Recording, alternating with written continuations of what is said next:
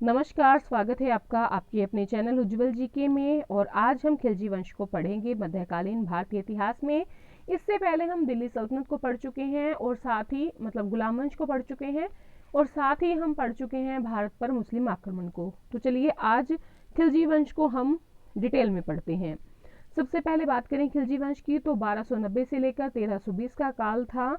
खिलजियों का शासनकाल जो सिर्फ 30 सालों तक का ही रहा, जो सबसे कम टाइम था खिलजियों का। ठीक है, खिलजी तुर्कों की 64 नस्लों में से एक थे, लेकिन ये निम्न वर्ग के तुर्क थे। ठीक है, तुर्कों की 64 जो नस्लें थी उनमें सबसे निम्न वर्ग के तुर्क थे खिलजी। और खिलजी वंश की जो स्थापना होती है 13 जून 1290 ईस्वी को जलालुद्दीन फिरोज खिलजी जो है उसके द्वारा की जाती है, गुलाम वंश के आखिरी शासक क्यूमर्स की हत्या करके। ठीक है, तो देखिए अगर हम बात करें जलालुद्दीन खिलजी की तो 1290 से लेकर 1296 ईस्वी तक का टाइम पीरियड था जलालुद्दीन खिलजी का। उसके बाद उसका भतीजा और दामाद अलाउद्दीन खिलजी शासक बनता है 1296 से 1316 ईस्वी तक। उसके बाद शिहाबुद्दीन खिलजी 1316, कुतुबुद्दीन मुबारक खिलजी 1316 से 1320 और नासुरुद्दीन खुसरव शाह 15 अप्रैल से 27 अप्रैल 1320 ईस्वी तक। तो चलिए अब डिटेल में देखते हैं जलालुद्दीन खिलजी को। खिलजी वंश का संस्थापक था जलालुद्दीन खिलजी। 1290 में क्यूमर्स की हत्या करके किलो खरी में खुद को सुल्तान घोषित करता है। जलालुद्दीन फिरोज खिलजी ने 70 साल की उम्र में 13 जून 1290 ईस्वी को दिल्ली की राजगद्दी ग्रहण की। राजधानी की बात करें तो ये राज्याभिषेक कैकुबाद द्वारा बनाए गए किलो खरी के महल में करता है और अपनी राजधानी जो है किलो खरी को बनाता है।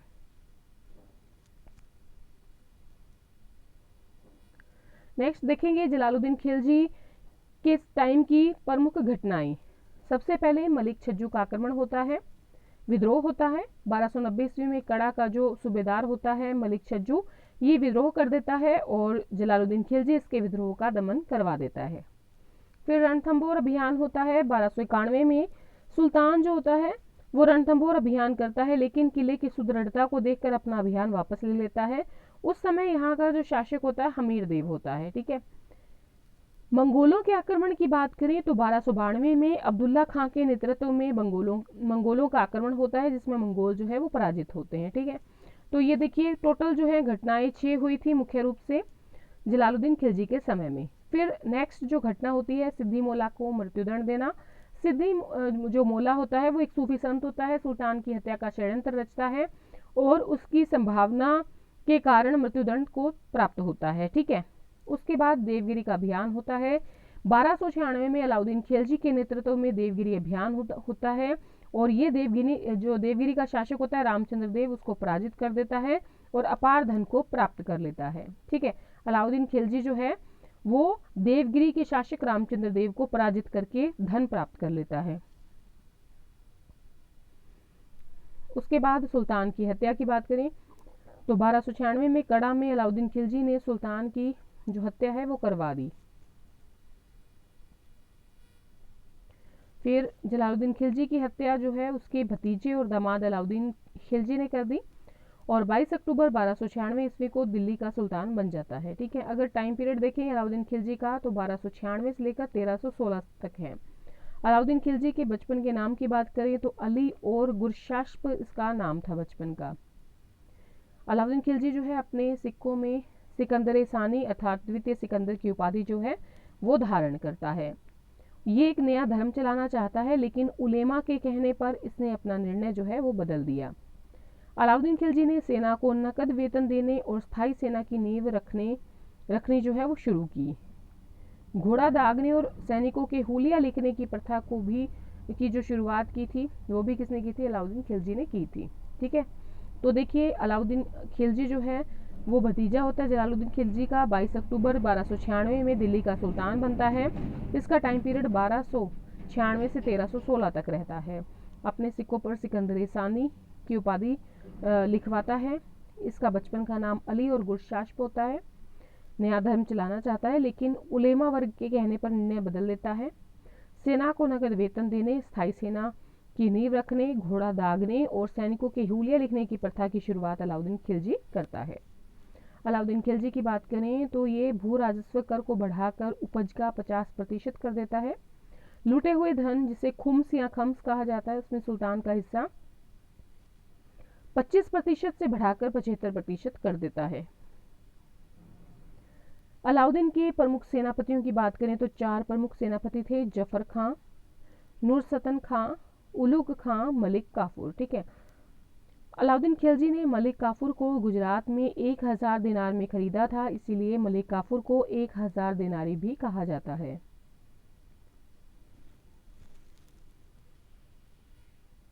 नेक्स्ट देखें, अलाउद्दीन खिलजी के काल में मंगोल आक्रमण।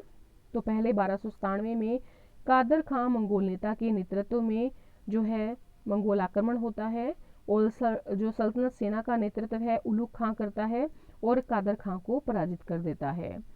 1299 में सल्दी मंगोल नेता के जो है प्रभाव में सल्तनत सेना पर जो है हमला किया जाता है। जफर खां के नेतृत्व में सेना जो है वो सल्दी खां को पराजित कर देती है। 1299 में कुतुलुग ख्वाजा के नेतृत्व में जो है मंगोल नेता के नेतृत्व में मंगोल आक्रमण होता है, जिसको जफर खां जो है पराजित कर देता है।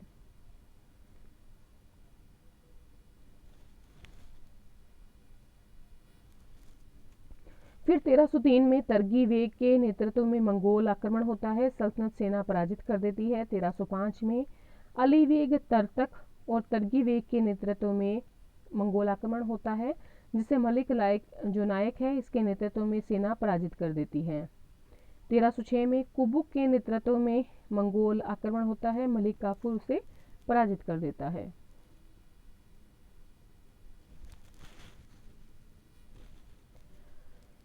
अलाउद्दीन खिलजी के काल में 3 जो है महत्वपूर्ण विद्रोह हुए। 1301 में अकत खां का विद्रोह, उमर खां और मंगू का विद्रोह, हाजी मौला का विद्रोह।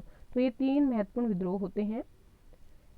फिर एक अध्यादेश जारी होता है, एक सशक्त मजबूत गुप्तचर व्यवस्था की स्थापना की जाती है अलाउद्दीन खिलजी के द्वारा और बरीद और मुनिया या जासूस नियुक्त किए जाते हैं।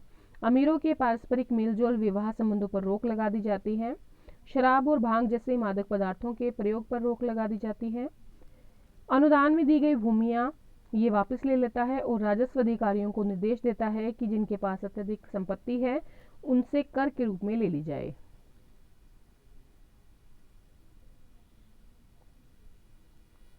नेक्स्ट है 2 अभियान अलाउद्दीन खिलजी के समय में हुए, उत्तर भारत का अभियान और दक्षिण भारत का अभियान। उत्तर भारत के अभियान में अलाउद्दीन ने कई राज्यों को जीत लिया, जीते हुए राज्यों को अपने साम्राज्य में मिला लिया, जबकि जो दक्षिण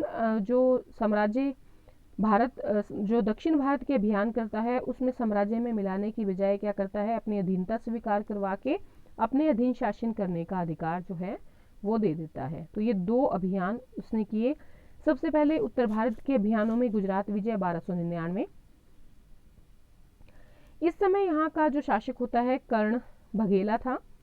1299 में गुजरात अभियान होता है, कर्ण बघेला बिना युद्ध के ही भाग जाता है और देवगिरी में रामचंद्र देव के यहाँ शरण ले लेता है। इस तरह गुजरात को दिल्ली सल्तनत में मिला लिया जाता है।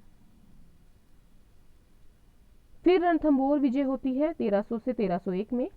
इस समय यहाँ का शासक हमीर देव था।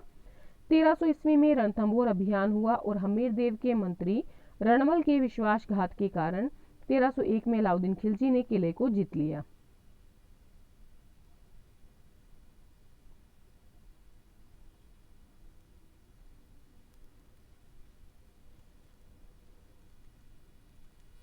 नेक्स्ट बात करें चित्तौड़ का विजय, चित्तौड़ अभियान या चित्तौड़ विजय। 1303 में चित्तौड़ अभियान अलाउद्दीन ने रानी पद्मावती के लिए किया। यहाँ के राजा रतन सिंह को पराजित कर दिया, लेकिन रानी पद्मावती ने चित्तौड़ की महिलाओं के साथ जौहर कर लिया। फिर आती है मालवा विजय 1305 में। इस समय यहाँ का जो शासक होता है महलक देव होता है। 1305 में मालवा अभियान हुआ जिसमें महलक देव जो है वो पराजित होता है और मालवा को सल्तनत में मिला लेता है।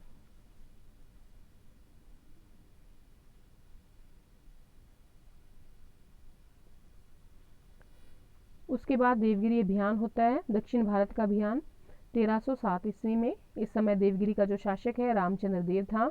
1307 में मलिक काफूर ने देवगिरी पर आक्रमण किया। रामचंद्र देव को परिवार सहित दिल्ली भेज दिया गया।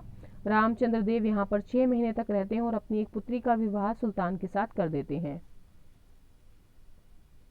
सुल्तान ने इसे 1 लाख स्वर्ण मुद्रा और राय राया की उपाधि प्रदान की।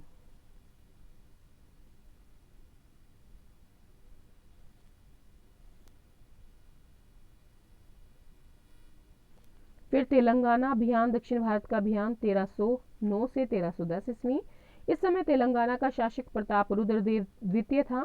इसकी राजधानी वारंगल थी। युद्ध में पराजित होने के बाद प्रताप रुद्रदेव द्वितीय बहुत से उपहार के साथ सुल्तान की अधीनता स्वीकार कर लेता है।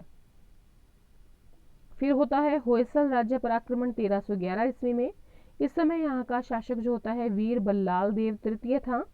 इसकी राजधानी द्वार समुद्र थी।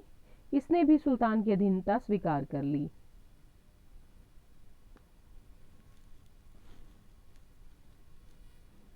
फिर पांड्य राज्य पर आक्रमण किया जाता है। ये भी दक्षिण भारत अभियान के अंतर्गत था 1311 ईस्वी में। इस समय यहाँ का शासक वीर पांड्य था। इसकी राजधानी मदुरा थी। 1311 में मलिक काफूर ने जो है मदुरा पर आक्रमण किया, लेकिन वीर पांड्य इसके हाथ नहीं लगा। यहाँ पर इसने भीषण लूटपाट की।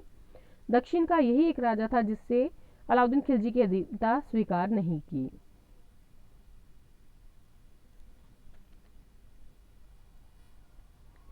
अलाउद्दीन खिलजी की बाजार जो नियंत्रण नीति है उस पर ध्यान दें तो अलाउद्दीन खिलजी ने बाजार नियंत्रण नीति क्यों लागू की, इस संदर्भ में बर्नी उल्लेख करता है कि बाजार नियंत्रण नीति सेना की सुविधा के लिए लागू की गई थी।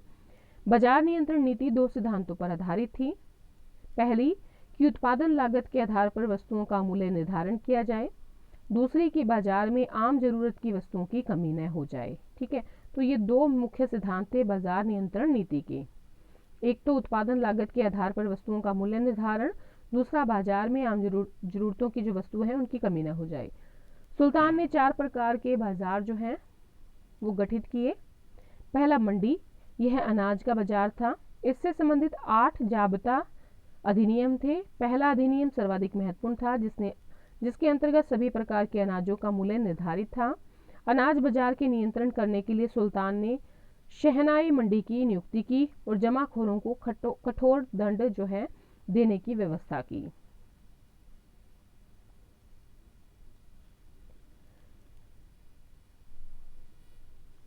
फिर दूसरा था सराय अदल या न्याय का स्थान। इससे संबंधित 5 अधिनियम थे। यह एक तरह से सरकारी सहायता प्राप्त बाजार था। इसमें विभिन्न प्रकार के कपड़े, मेवे, जड़ी बूटियां, घी, चीनी आदि बिकता था। तो ये दूसरे प्रकार का बाजार था सराय अदल। तीसरा था घोड़ों, दासों, मवेशियों का बाजार। इससे संबंधित सामान्य नियम थे। पहला नियम था कि किस्म के अनुसार मूल्य निर्धारण था। दूसरा नियम दलालों पर कठोर नियंत्रण था। सामान्य बाजार, इस बाजार में आम जरूरत की वस्तुएं बिकती थी जैसे सब्जी, मिट्टी के बर्तन आदि। इनका मूल्य भी उत्पादन मूल्य पर आधारित किया गया था।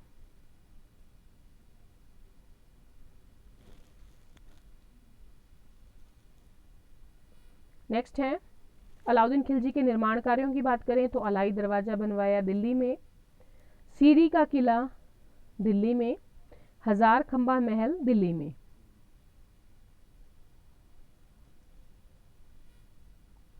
अलाउद्दीन खिलजी की बात करें तो इनकी मृत्यु के बाद मलिक काफूर ने उनके 6 वर्षीय पुत्र शिहाबुद्दीन खिलजी को सुल्तान बना दिया और खुद उसके प्रति शासक बन गया।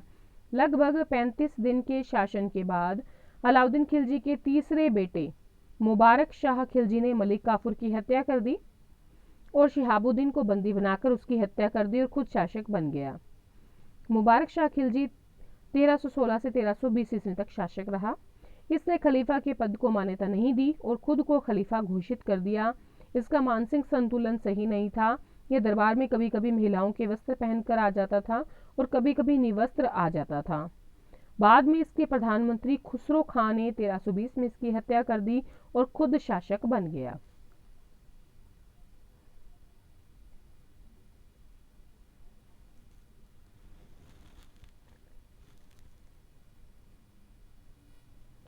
नसीरुद्दीन खुसरो शाह 15 अप्रैल से 27 अप्रैल 1320 ईस्वी तक बस कुछ ही दिनों के लिए शासक रहा। उसके बाद उसकी हत्या करवा दी गई और खिलजी वंश को समाप्त कर दिया गया। ठीक है, आज की क्लास में इतना ही, और खिलजी वंश के बाद हम अगला वंश पढ़ेंगे अगली वीडियो में।